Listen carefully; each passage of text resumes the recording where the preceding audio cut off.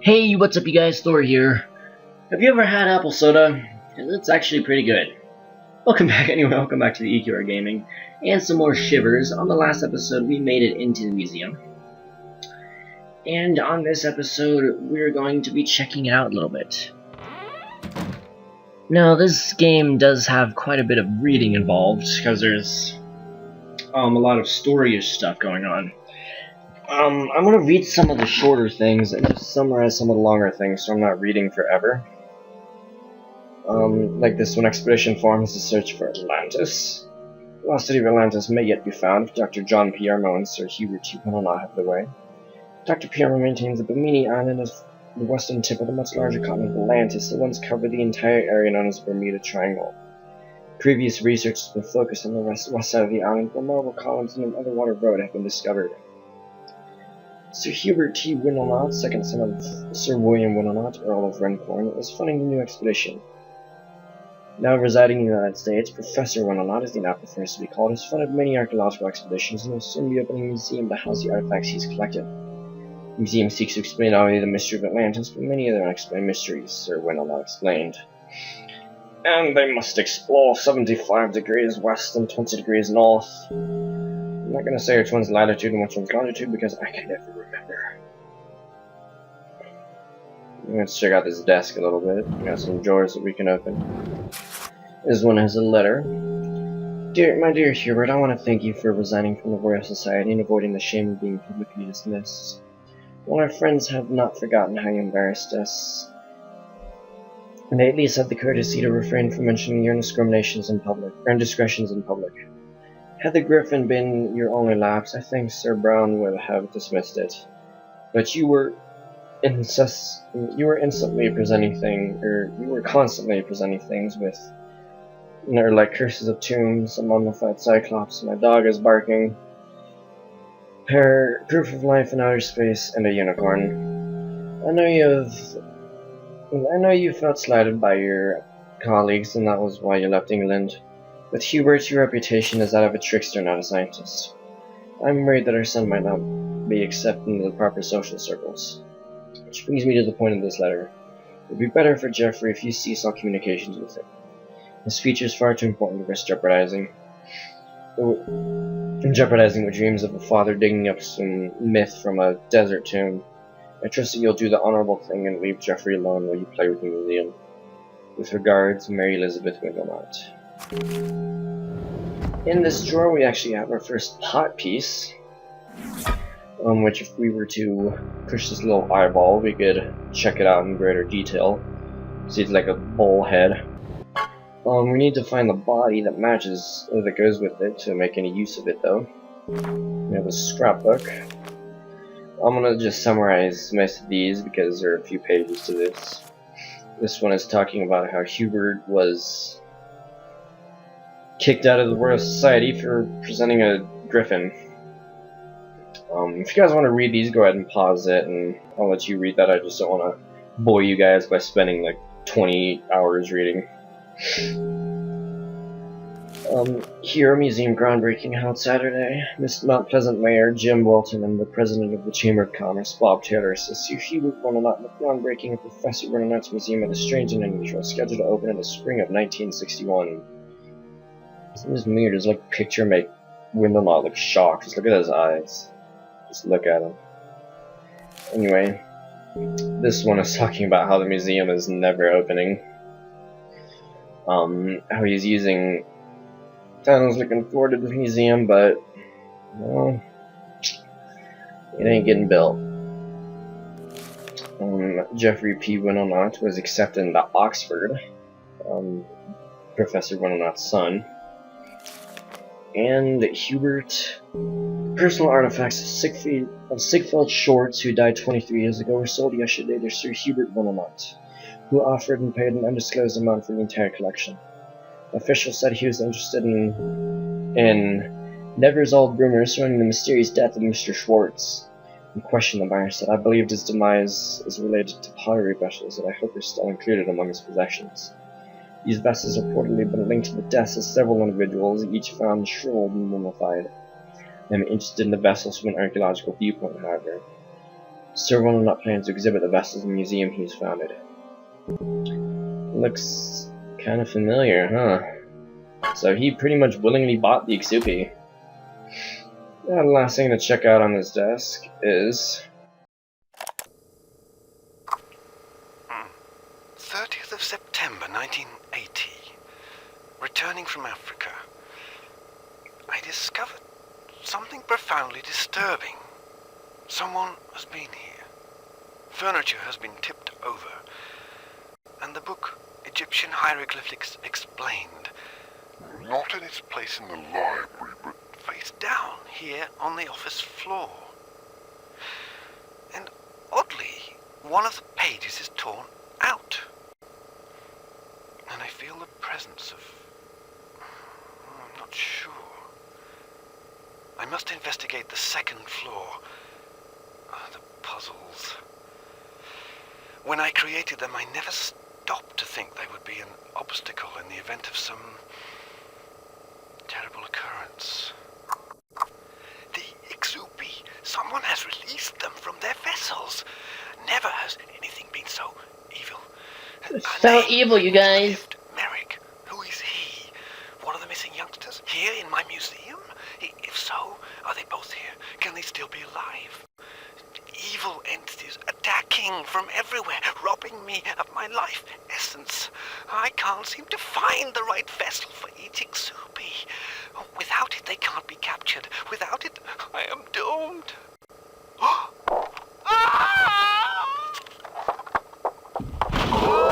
Get back! Get back! Get out of my museum! Oh, I wish I never brought you here. that was nice and creepy. Well, getting attacked by his own friggin' things that he bought. What does that say? Is this the boy who's been following me? Teenager still missing, police baffled. Police are baffled by the disappearance of Beth Nelson and Merrick Campbell. A witness reported last seeing the pair leaving together from the high school on Friday. But the police are treating the disappearances of runaway students at the school and insist that the pair were not that close. No way would he run off with her. Beth was always following Merrick around, but I think he just put up with her. She wasn't very popular, so that shoot at her stuff when he styles. Oh, she's a bitch. Police first became aware of the missing teenagers early Saturday morning when Merrick's father, John Campbell, reported the disappearance of his son. Recently relocated from New York City, Mr. Campbell teaches chemistry at the local university. He teaches elementary at the university. I know there has been foul play. Merrick would never run away. He had plans to attend Harvard next fall. Mr. Campbell stated, Mrs. Rachel Nelson, a Mount Pleasant native and mother of the missing girl, was working Friday night at Bob's Tavern and was not aware of her own daughter's absence until the police came in to question her on Saturday. The girl's father is living out of state, and the police have reported that he has no knowledge of his daughter's whereabouts. If anyone has any information leading to the location of two teenagers, please contact either the police or the newspaper. So let's go ahead and move forward a little bit, and as I said in the first video, this game has some survival horror elements, although it's not very prevalent, mostly because the only threats are pretty obvious, in that you can hear this music when you get near them, and the sounds when you get even closer, so you can find that, yes, there is an activity right there. And he just attacked me. He didn't move anywhere, though. It's like, get out of here. Oh, there it is. So let's go into this room next. This little workshop right here. And here we have a possible basilisk with a bunch of numbers that we do need to remember, so I'm going to write them down so I don't forget them. I'm gonna use my notepad. Here's my notepad, you guys. It has numbers on it. Oh, what the crap? I didn't mean to do that, but okay. Let's move that out of the way, going back. Gun fragments found in Nigeria, 1974. Now, if I remember, we're supposed to open every drawer that was not listed, so that one, yeah, that one was listed. 109 was listed. This one wasn't. This one wasn't. This one was. This one wasn't. That one was. That one wasn't. That one was, and that one wasn't. So, yeah, doing that causes the excuse me, key to light up, allowing us to open this and get another pot piece. Now, since we're going to only hold one at a time, it'll swap the one you already had for the one we just picked up.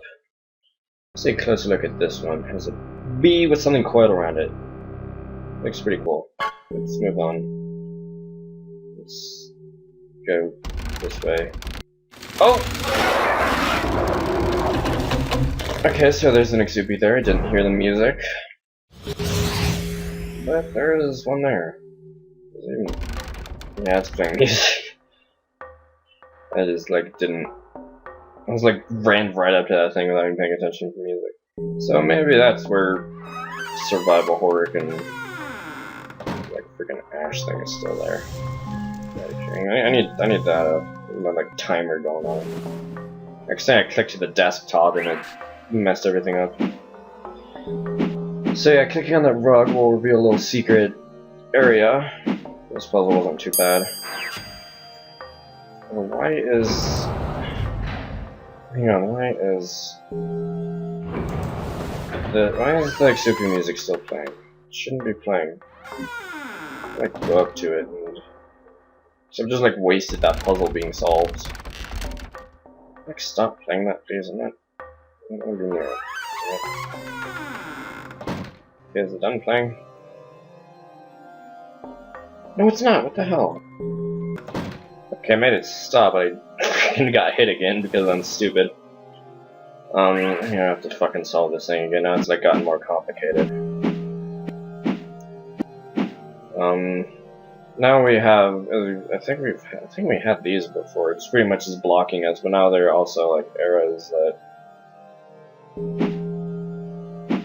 Okay, yeah, do that.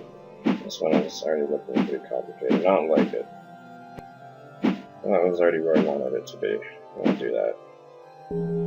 Piece of crap. What am I doing? I don't even know. Oh my god, this one is already like stumping me right now. Okay. I decided that one was too complicated for me, and I'm gonna try another one. Damn it. Now we have like two places where the fucking arrows can't be used, which is pretty great. Okay, that one's good. Now this one.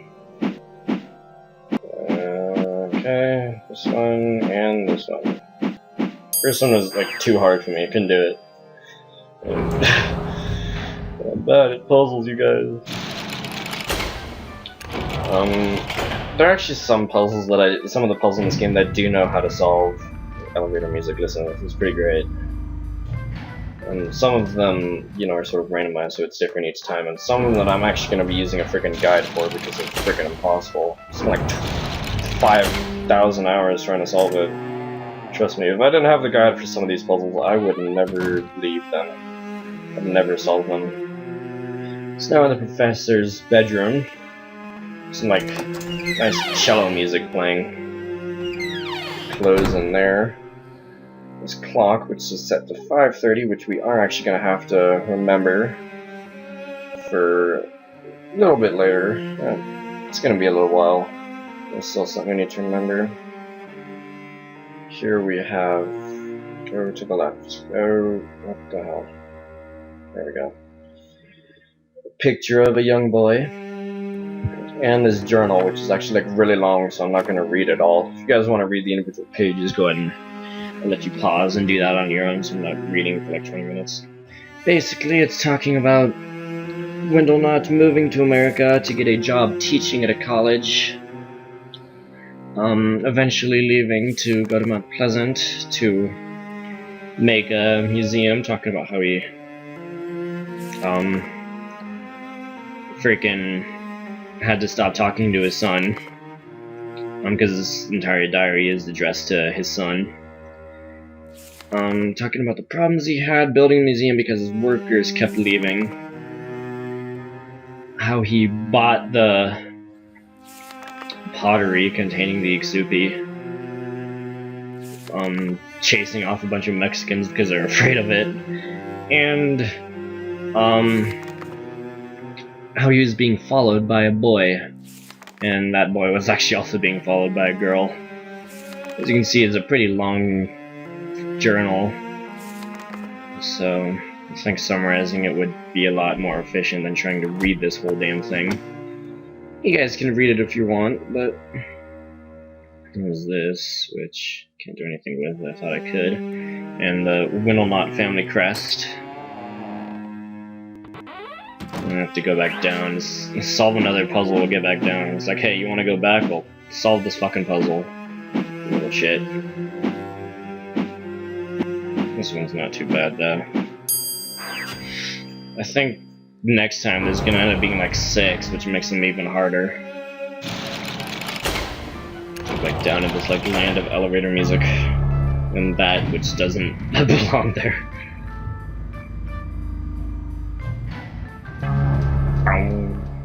Yeah, that does not belong in this elevator music that much, I know for sure. Anyway, now that we have checked that place out, let us go into the actual museum, into the main lobby. Here we can actually start seeing some exhibits. There's the axe. You may have seen the axe missing from the workshop area. Oops, I'm gonna go here. Let's read this plaque, maybe. I'm gonna read the damn plaque. A piece of shit. There we go. Transforming Mass, the cannibal society of the Kwakiutl Indians of the Northwest American coast, wore these spectacular transforming masks during the winter initiation ceremonies. These masks represented birds and monsters associated with a man-eating serpent. You can actually open all of these.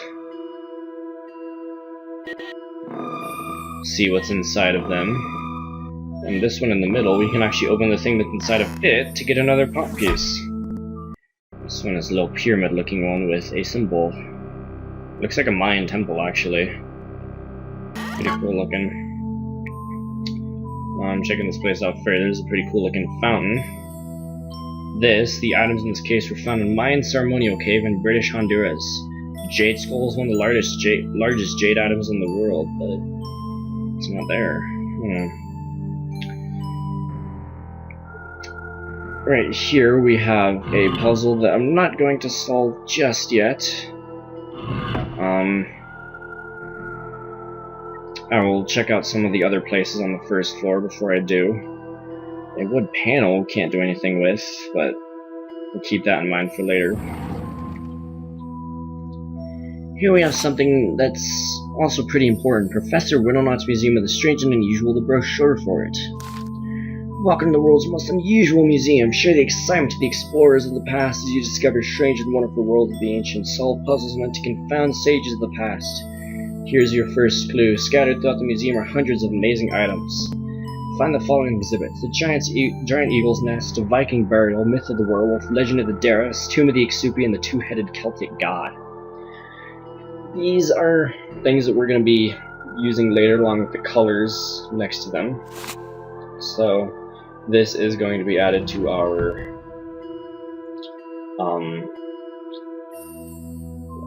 flashback thing in the main menu. This is actually the main entrance door that we would have come in if this place was open, but it's not, so where should we go first? Let us go here first. A couple exhibits we can check out in here. Taking a little bit of time to load, but no, that was just ambience. From a 60-foot giant squid that can pull a small fishing boat into the depths of the sea, to the 2-inch poison dart frog that carries enough poison to kill 1,500 people. Nothing is stranger than the animal kingdom. Is it any wonder that the ancients worshipped and feared these strange beasts? Oh god, that came out of nowhere. All of a sudden I had to cough. Right here we have 4 miles on the ocean surface while searching through the sunken wreckage of the British vessel HMS Whitmore. This rare specimen of the starfish, Profundalby, was claimed to have been found. It was wrapped around the skull of one of the members of the crew. That is a pretty big starfish. Here we have the unicorn, found in many cultures, is theorized to have existed at one point, but is now extinct. Marco Polo wrote about having seen unicorns in the area that is now Russia. The bronze metal statue is buried in a tomb in Greece. Take a close-up look at it. We have a large spider, is Therophos leblondia, the bird-eating spider. So yeah, for those of you who don't like spiders, this may not be something that you want to see. Imagine seeing that in your shower. Yeah, there's something there. A tar exopi. Found in a tar pit in Turkey were the bones of an unusual animal that baffled paleontologists. They decided the bones were from 3 animals: the wings of a pterodactyl, the body of a saber-toothed tiger, and the head of a raptor. Never once did they consider the obvious that it was a griffin, written about in ancient literature, now extinct. Coming up the ladder in this giant eagle's nest is a place where a pot, maybe? You can put it there if you want a place to store it.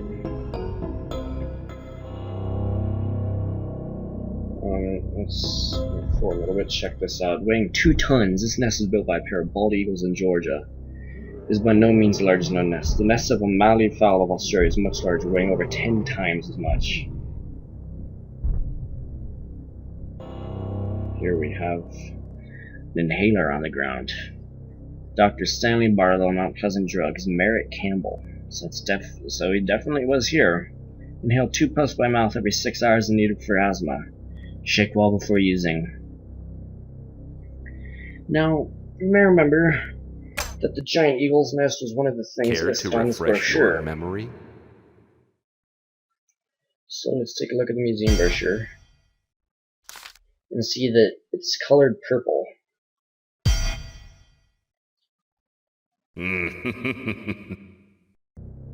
So if we rotate this with like pretty cool looking skulls until we find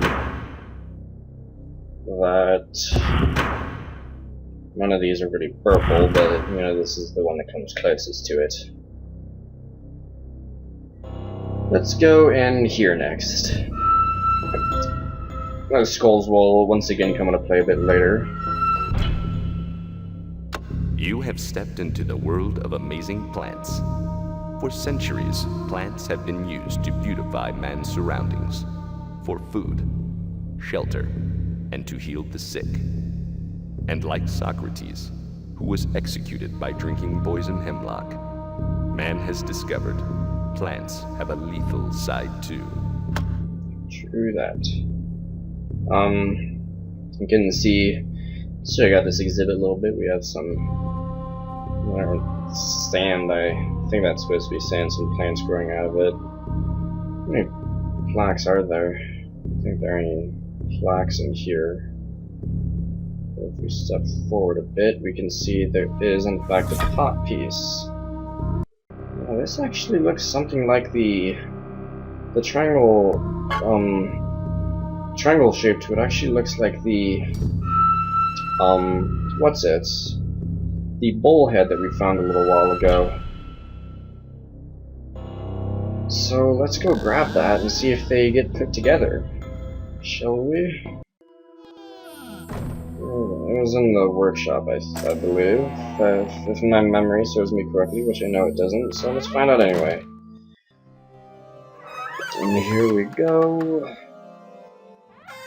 And yes, in fact, and they do fit together, so we have our first complete pot piece, but we don't yet know what it goes to. Like which exoopy we can capture it with, so keep a hold of it for now. Go farther than I wanted to. And before we finish up this episode, let's go and check this door on the right.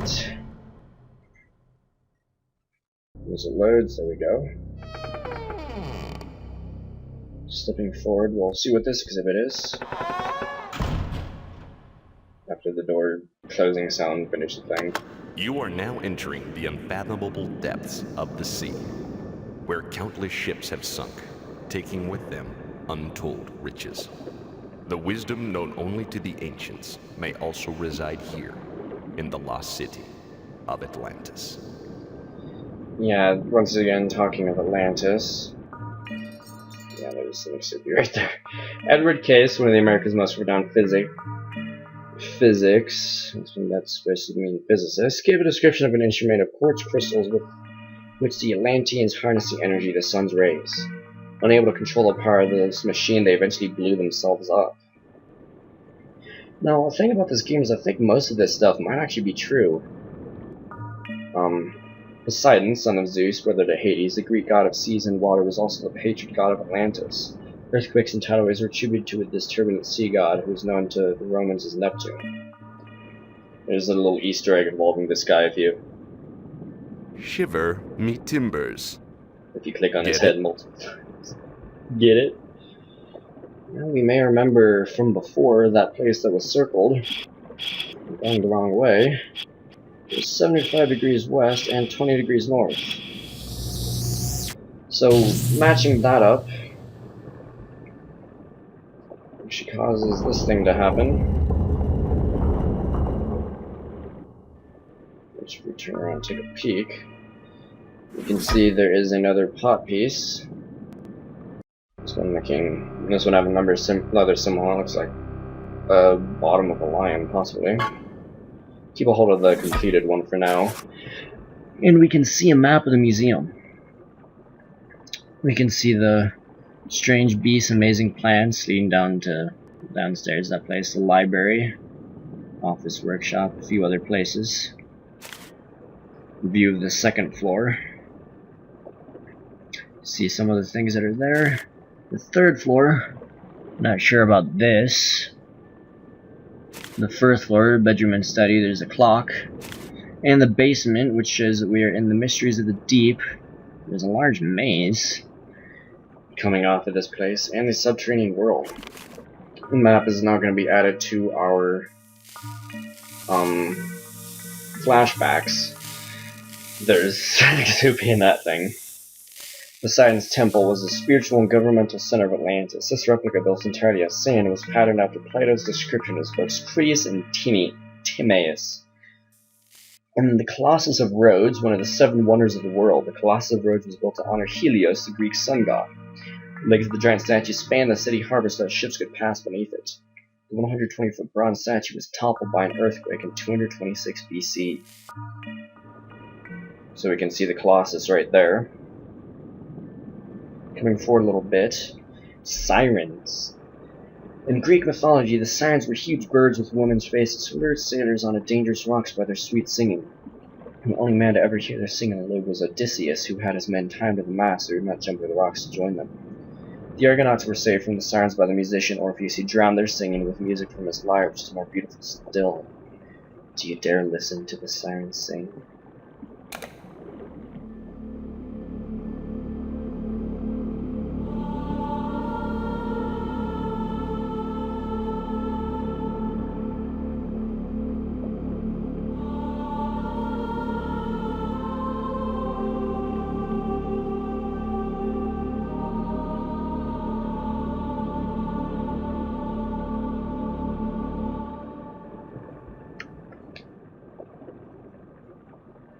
That's the siren song.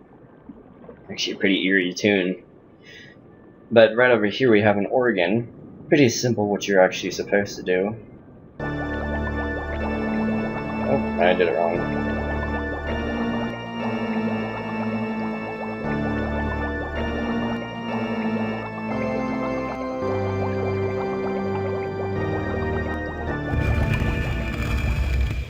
Playing the siren song on the organ makes that happen. We'll make the Colossus's head move.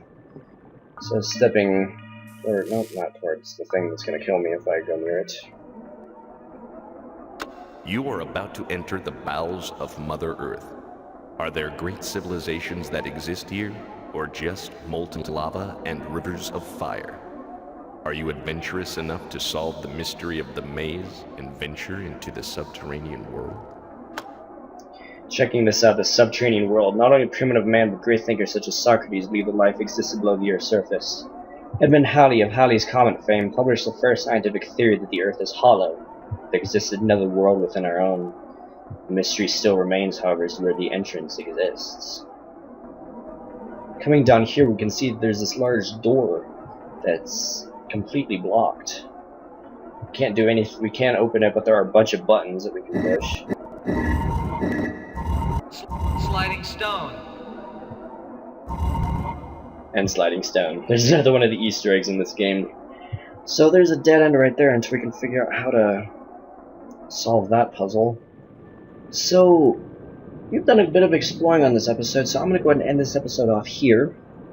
On the next episode, we're going to do a little bit more exploring. Hope to see you guys then, and once again, Goodbye. although I should probably save before I do this.